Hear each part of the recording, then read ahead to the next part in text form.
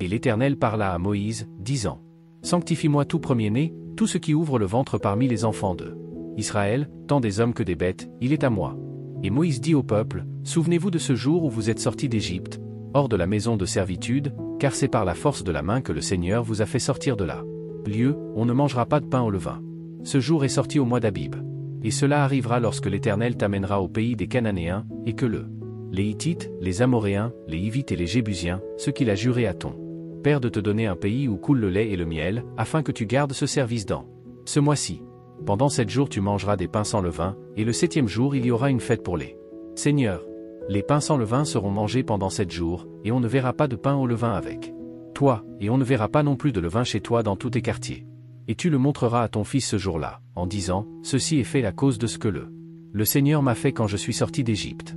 Et ce sera pour toi un signe sur ta main, et un mémorial entre tes yeux, afin que la loi de l'Éternel soit dans ta bouche, car d'une main forte l'Éternel a apporté toi hors d'Égypte.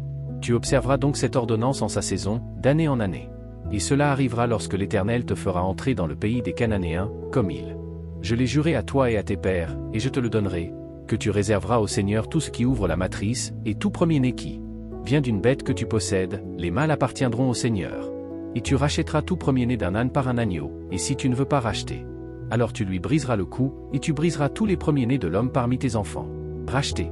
Et cela arrivera quand ton fils t'interrogera un jour, disant: Qu'est-ce que cela?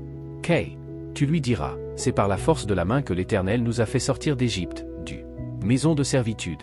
Et il arriva que, comme Pharaon nous laissait à peine partir, l'Éternel fit mourir tous les premiers-nés au pays d'Égypte, premiers-nés de l'homme et premiers-nés des animaux.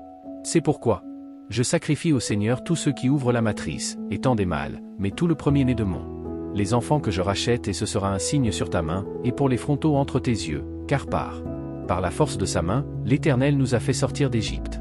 Et il arriva que, lorsque Pharaon laissa partir le peuple, Dieu ne le conduisit pas par le chemin du pays des Philistins, bien qu'il soit proche, car Dieu a dit, de peur.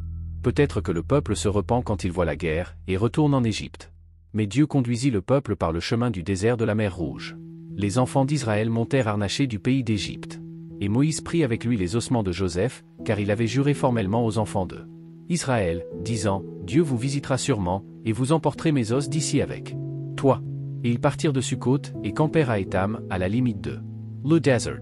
Et l'Éternel marchait devant eux de jour dans une colonne de nuée, pour leur montrer le chemin, et par la nuit dans une colonne de feu, pour les éclairer, à parcourir de jour comme de nuit. Il n'a pas enlevé la colonne de nuée le jour, ni la colonne de feu la nuit, d'avant les gens.